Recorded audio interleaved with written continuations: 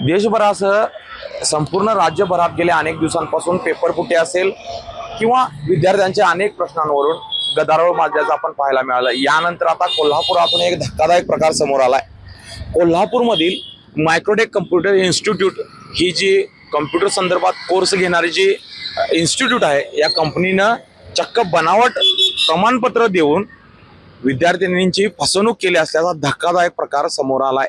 या संदर्भात पोलीस उपाधीक्षक प्रिया पाटील यांच्याकडे तक्रार दाखल करण्यात आली असून या विद्यार्थिनीनं या संदर्भात थेट खुलासा केलाय। MPSC सारख्या अवघड परीक्षेला ही विद्यार्थी पहिल्या स्टेपमध्ये पात्र झाली, मात्र मुख्य परीक्षेला बसत असताना तिला या संदर्भातील टायपिंगचे जे सर्टिफिकेट आवश्यक होते ते तिने सबमिट केल्यानंतर तिला हे सर्टिफिकेट चालत नसल्याचं किंवा तिनं ज्या इन्स्टिट्यूटमधून घेतले ते बनावट असल्याचं धक्कादायकपणे माहिती समोर आली आणि त्यानंतर या विद्यार्थिनीनं थेट पोलिसांशी संपर्क करत आपली तक्रार दाखल केली आहे। या विद्यार्थिनींकडे जाणून घेऊया नेमका काय आहे प्रकार। संभाजीनगर येथील मायक्रोटेक कम्प्युटर इन्स्टिट्यूटमध्ये प्रशिक्षण घेतलेल्या सायली सतीश माने यांनी संस्थेवर गंभीर आरोप केलेत।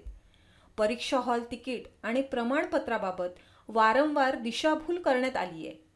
अखेर व्हॉट्सॲपवर पाठवण्यात आलेले प्रमाणपत्र तपासल्यानंतर ते महाराष्ट्र शासनाच्या नावाने तयार करण्यात आलेले बनावट प्रमाणपत्र असल्याचा गंभीर संशय निर्माण झालाय।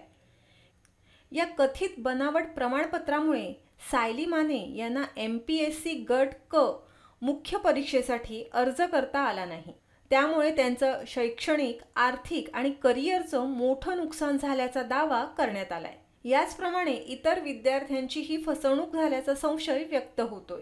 या प्रकरणी सखोल चौकशी करावी, संबंधितावर फसवणूक, बनावट कागदपत्र तयार करणं आणि वापरणं यासह अन्य लागू कायद्यांनुसार गुन्हा दाखल करण्याची मागणी करण्यात आली आहे। सध्या जी गट क 2025 ची जी मुख्य परीक्षा होती त्यामध्ये कर सहाय्यक, क्लर्क वगैरे साठी मी पात्र होते, पण कर सहाय्यक साठी जी अट होती की 40 शब्द प्रति मिनिट इंग्लिश हे गरजेचंच आहे, पण ते बनावट सर्टिफिकेट मिळाल्यामुळे मी आता त्या पदासाठी पात्र ठरू शकत नाही आणि एवढं म्हणजे करून सुद्धा मला त्याची एक्झाम देता येत नाहीये सरांच्या चुकीमुळे।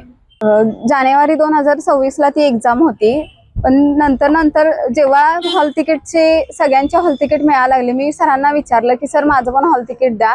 तेव्हा सरांनी मला सांगितलं की तुझ्या हॉल तिकीट म्हणजे फॉर्म मध्ये काही थोडीफार चूक झाली आहे आणि ती आमच्या लेवलने आम्ही मॅनेज करतो, त्यामुळे त्यांनी मला हॉल तिकीट दिलं नाही आणि एक्झामला पण जाऊ दिलं नाही। मग त्यांना मी विचारलं होतं की तिथं म्हणजे स्वतः मी तिथं लागते, उपस्थित राहायला लागते आणि असं कसं, तेव्हा त्यांनी सांगितलेलं आमच्या लेवलला सगळं करतो आणि त्यांनी मला हॉल तिकीट वगैरे काहीच दिलं नाही आणि जो रिझल्ट दिलाय त्यांनी मला त्याची PDF फक्त दिली, त्यांनी जे मूळ ओरिजिनल आहे ते दिलेलंच नाहीये। मग PDF ची झेरॉक्स आहे ही आणि यामध्ये त्यांनी म्हणजे आधी मी जिथे केलं होतं त्याच इन्स्टिट्यूट, आधी जिथे केलं होतं त्याचंच सगळं इन्स्टिट्यूटचं नाव वगैरे आहे, बारकोड तोच आहे आणि इथं स्कॅन केल्यावर माझ्या डिटेल्स काही येत नाहीयेत, तिथं फक्त PDF येते आणि त्यांनी फक्त इथे एडिट केले, जानेवारी 2026 टाकले आणि इथं डेट त्यांनी फक्त आत्ताची टाकली, असं त्यांनी केले यामध्ये एडिट।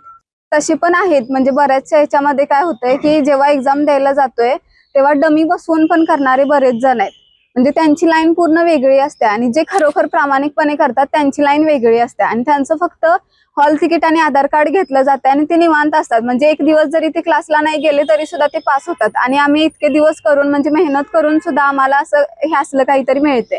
मग यावर काही ते योग्य कारवाई झाली पाहिजे।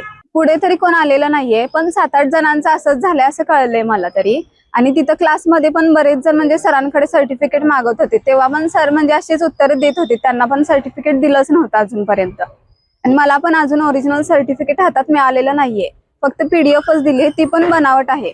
14-15 हजार रुपये पर्यंत म्हणजे एका सर्टिफिकेटसाठी घेतात ते, फक्त डायरेक्ट देण्यासाठी डमी बसवून वगैरे, आणि तेव्हा विद्यार्थी तिथं फक्त जाऊन बसायचं, त्याचं काही काम नाही काय नाही, म्हणजे त्याने एकदा पण स्पीड पॅसेज वगैरे मारलेला नसते काय नसते, तरी पण तो पास। हा, मराठी आणि इंग्लिश दोन्ही पण चालते, सगळीकडे तसंच आहे, म्हणजे बऱ्याचशा क्लासेसमध्ये चालूच आहे अजून पण। दरम्यान विद्यार्थिनीने थेट पोलीस प्रशासनाकडे धाव घेत जिल्हा पोलीस उप अधीक्षक प्रिया पाटील यांच्याकडे निवेदन दिलंय। या तक्रारीची प्राथमिक पडताळणी आणि तपास सुरू असल्याची माहिती समोर येते। संविधान सन्मान युवा प्रतिष्ठाननेही या प्रकरणात उडी घेत न्याय मिळेपर्यंत लढा सुरू ठेवण्याचा निर्धार व्यक्त केलाय. कुमारी सायली माने ही कळंबा येथील कॉम्प्युटर इन्स्टिट्यूटमध्ये टायपिंगचा क्लास करत होती. त्या टायपिंगच्या क्लासमध्ये तो 6 महिन्याचा एक कोर्स होता आणि त्या कोर्सेसमधून जिला जे प्रमाणपत्र मिळायला हवं होतं ते प्रमाणपत्र, मुख्य प्रमाणपत्र हे त्या शिक्षकांकडून किंवा ते क्लास इन्स्टिट्यूट चालक आहेत त्यांच्याकडून देण्यात आलं नाही. बनावट सर्टिफिकेट देण्यात आले महाराष्ट्र राज्य परीक्षा ह्याच्या वतीनं, परिषदेच्या वतीनं. आणि त्या सर्टिफिकेटवर असणारा जो स्कॅनर आहे तो ज्यावेळी स्कॅन करतोय त्यावेळी त्यावर कोणतीही डिटेल येत नाही. तिचं जे मूळचं जे सर्टिफिकेट होतं तेच सर्टिफिकेट एडिट करून देण्यात आलेलं आहे. आणि यातून तिची जी MPSCची मुख्य परीक्षा जी होती 2025ची त्यात तिला विद्यार्थिनीला बसता आलं नाही. अशा असंख्य विद्यार्थ्यांची त्या इन्स्टिट्यूटनं फसवणूक केलेली आहे. आणि आज सायली ही पुढाकार घेऊन धाडस दाखवून पुढे आलेली आहे. पण अनेकांच्या आपण बघतोय की TET परीक्षा, नीटची परीक्षा रद्द झाली म्हणून अनेकांनी आत्महत्या केलेल्या आहेत.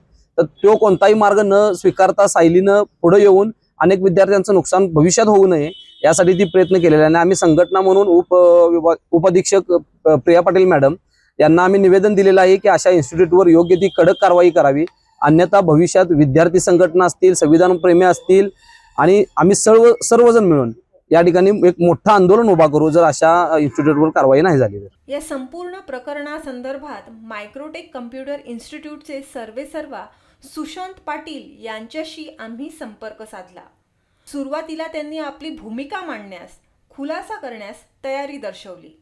मात्र काही वेळानंतर त्यांनी फोन बंद केला आणि त्यानंतर या प्रकरणावर कोणताही खुलासा करण्यास नकार दिला.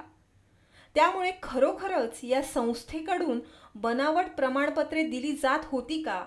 या प्रकरणामागे आणखी किती विद्यार्थी बाधित आहेत आणि पोलिसांच्या तपासातून नेमकं सत्य काय समोर येणार आहे याकडे आता सर्वांचं लक्ष लागलंय.